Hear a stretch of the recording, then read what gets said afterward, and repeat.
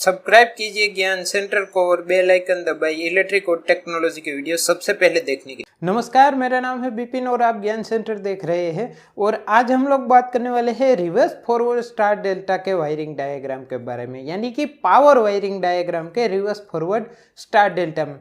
जब भी हमें स्टार डेल्टा मोटर को रिवर्स फॉरवर्ड करना हो तो तभी वहाँ पे एक प्रॉब्लम आती है कि भैया ये कैसे करेंगे। DOL में तो ठीक है, हम कर लेते हैं 2 कॉन्टेक्टर लगाने, मगर स्टार डेल्टा में बहुत सारा कन्फ्यूजन हमें आता है कि भाई ये स्टार डेल्टा में कैसे करेंगे। ऑलरेडी 3 कॉन्टेक्टर से मोटर चल रही है, तो ये चौथा कॉन्टेक्टर कहाँ पे लगाएंगे और क्या 4 कॉन्टेक्टर लगाने से हो जाएगा, 5 कॉन्टेक्टर लगाना पड़ेगा या फिर 6 कॉन्टेक्टर लगाना पड़ेगा। तो इसी के बारे में हम बात करेंगे और सिर्फ 4 कॉन्टेक्टर यानी कि 4 कॉन्टेक्टर लगा के हम स्टार डेल्टा को रिवर्स फॉरवर्ड कर सकते हैं। तो किस तरह से उसका पावर वायरिंग होता है मैं अभी आपको दिखाता हूँ, जो कि 5 कॉन्टेक्टर लगा के भी आप कर सकते हैं, मगर 4 कॉन्टेक्टर वाला कॉन्सेप्ट इजी है। कॉन्टेक्टर एक जगह पे रखना इजी हो जाता है, 5 कॉन्टेक्टर रखना थोड़ी बड़ी चीज़ है, मगर अगर 4 कॉन्टेक्टर रखना है तो थोड़ी कम स्पेस वहाँ पे लगती है। तो चलिए पावर वायरिंग स्टार्ट करते हैं। तो स्टार्ट करने से पहले ही आपको कुछ चीज़ें बता देता हूँ। ये मैंने यहाँ पे एक MCB यूज़ किया है, जहाँ से इनपुट, जहाँ से लाइन आ रही है, जहाँ से पावर आ रहा है वहाँ पे एक MCB यूज़ हुआ है। ये सारी इनपुट सप्लाई है, ये कॉन्टेक्टर है तो मैं यहाँ पे C1 लिख देता हूँ। ये कॉन्टेक्टर 2 है तो C2। यहाँ पे थर्मल ओवरलोड रिले है, thermal overload relay 1, thermal overload relay 2 का यूज़ हुआ है। और बाकी की चीज़ें यहाँ पे देखिएगा, ये डेल्टा कॉन्टेक्टर है तो मैं यहाँ पे C3 यानी कि कॉन्टेक्टर 3, और ये स्टार कॉन्टेक्टर है तो मैं यहाँ पे C4 लिख देता हूँ। ये सिर्फ पावर वायरिंग है, कंट्रोल वायरिंग नहीं है। अगर आप लोग चाहते हो और इंटरेस्टेड है कंट्रोल वायरिंग में, जो कि इसका कंट्रोल वायरिंग बहुत ही कन्फ्यूजन वाला होगा, आपको ध्यान से वीडियो देखने के बाद समझना पड़ेगा, तभी जाके आपको समझ में आएगा। अगर आप स्टार डेल्टा कॉन्सेप्ट के ऊपर चाहते हैं कि हम लोग क्यों स्टार डेल्टा यूज़ करते हैं, स्टार डेल्टा से क्या मोटर में फ़ायदा होता है, ये सब के बारे में जानना चाहते हैं तो भी कमेंट कीजिए, मैं उसके ऊपर भी वीडियो बना दूंगा। तो आगे बढ़ते हैं। ये है मोटर और ये सारी चीज़ें हमारी यहाँ पे ख़त्म हो गई। कॉन्टेक्टर 4, 2 थर्मल ओवरलोड रिले और एक MCB का हमने यहाँ पे यूज़ किया। सबसे पहले इनपुट सप्लाई समझते हैं। वायरिंग डायग्राम पहले से ही मैंने बना के रखा है ताकि आप लोगों का टाइम वेस्ट ना हो।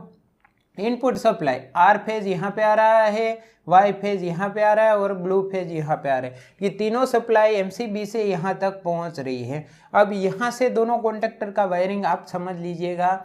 तो देखिए, सबसे पहले ये वाला कॉन्टेक्टर जो हमारा, ये समझ लीजिए फॉरवर्ड कॉन्टेक्टर है, तो C2 में यहाँ पे F लिख देता हूँ। ये रिवर्स वाला कॉन्टेक्टर है, यहाँ पे R लिख देता हूँ। चलिए हो गया।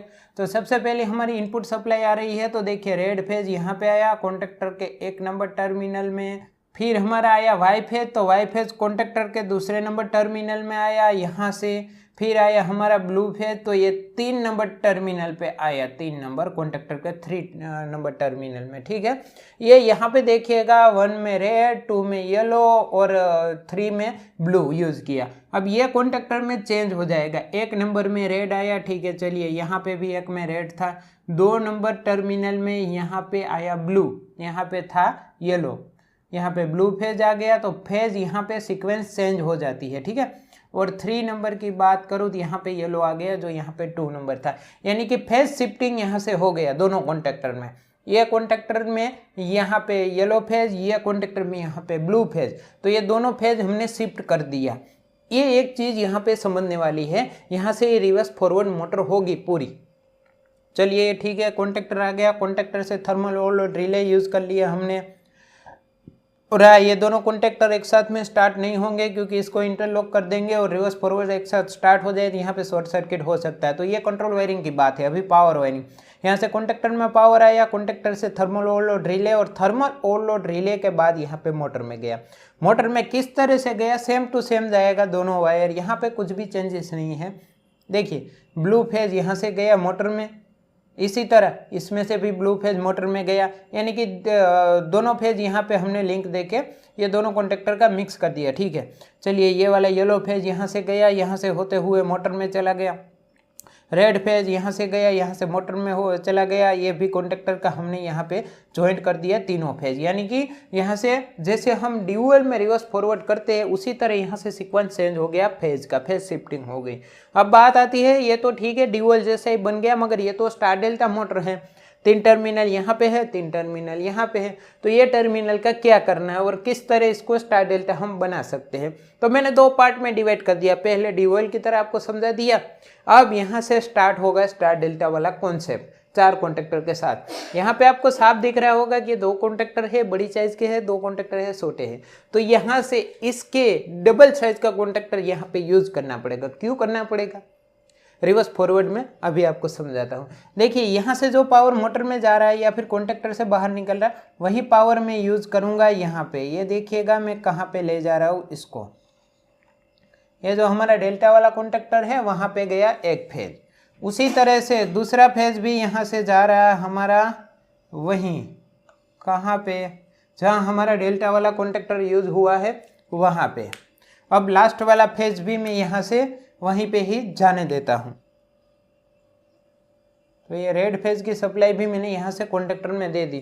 अब होगा क्या, ये कॉन्टेक्टर को पावर यहाँ से मिलेगा। कब मिलेगा? जब ये कॉन्टेक्टर 2 में से कोई भी एक स्टार्ट होगा तभी ये कॉन्टेक्टर डेल्टा वाले में पावर जाएगा। अब डेल्टा वालों को कनेक्ट कर देते हैं मोटर के साथ। यहाँ पे ABC और CAB का कॉन्सेप्ट आ जाता है, वो भी आपको समझाता हूँ।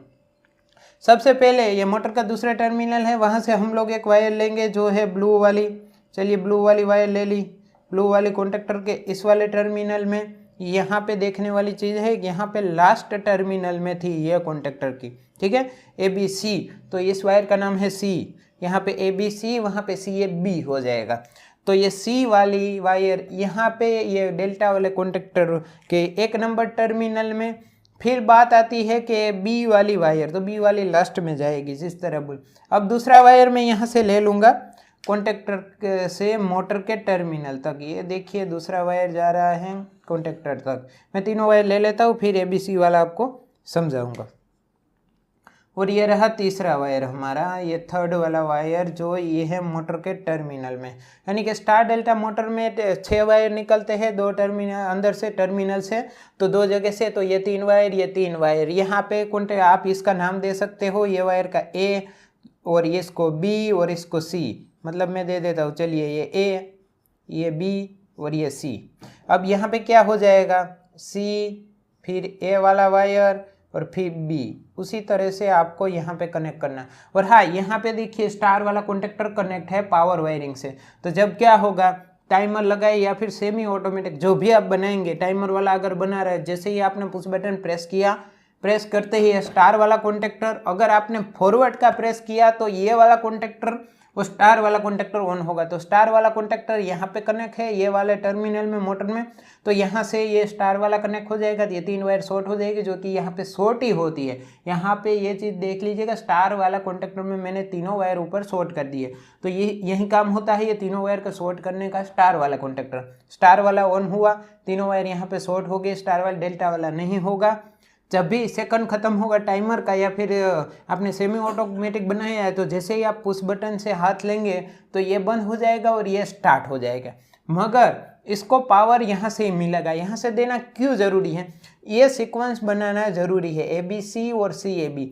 अगर मैं ये सीक्वेंस चेंज कर देता हूँ यहाँ से, तो ये ABC और CAB नहीं बन पाएगा। जैसे ही मैंने यहाँ से सीक्वेंस चेंज किया, यानी कि कोई भी एक वायर चेंज किया यहाँ से, तो यहाँ पे भी मुझे चेंज करना पड़ेगा, क्योंकि मोटर की जो वाइंडिंग कॉइल होती है उसका उसी तरह कॉम्बिनेशन बनना चाहिए। ठीक है, ये बात आपको समझ में आ गई होगी। इसका मैंने वायर यहाँ से नहीं लिया, यहाँ से नहीं ले सकता। जैसे मैंने आपको बताया, ये सीक्वेंस कंप्लीट होना चाहिए। अगर मैं ऊपर से इसका वायर ले लेता तो यहाँ पे ये ABC और CAB वाला सीक्वेंस कंप्लीट नहीं होता। अगर मैं यहाँ पे 5 कॉन्टेक्टर का यूज करता हूँ तो इस कॉन्टेक्टर का वायर मैं ऊपर से मेन सप्लाई में से ले सकता हूँ। मतलब क्या हुआ, जब भी हमने फॉरवर्ड वाला बटन प्रेस किया तो फॉरवर्ड यहाँ से मोटर हो रही है, तो यहाँ से पावर यहाँ चला गया डेल्टा में, डेल्टा में ABC और CAB बन गया। ये वाला कॉन्टेक्टर, ये वाला ऑन होगा तो मोटर फॉरवर्ड डायरेक्शन में चलेगी। जैसे ही ये वाला और ये वाला कॉन्टेक्टर ऑन हो जाएगा तो ये क्या, यहाँ से फेज सीक्वेंस चेंज है, तो यहाँ पे भी चेंज हो गया, इस कॉन्टेक्टर में फेज सीक्वेंस चेंज हो गया, तो दोनों में एक साथ चेंज हो गया। तो ये मोटर रिवर्स डायरेक्शन में चलेगी। तो यही होता है reverse forward star delta starter का पावर वायरिंग डायग्राम। अगर अभी भी आपको कोई कन्फ्यूज़न है तो आप कमेंट करके बता सकते हैं, हम वहाँ पे डिस्कस कर लेंगे। अगर ये वीडियो आपको पसंद आई है तो वीडियो को लाइक कर दीजिए, वीडियो को शेयर कर दीजिए और हाँ, चैनल को सब्सक्राइब करना ना भूलें, क्योंकि इलेक्ट्रिक और टेक्नोलॉजी के बहुत सारी वीडियो लेके हम आते रहते हैं। जय हिंद, वंदे मातरम।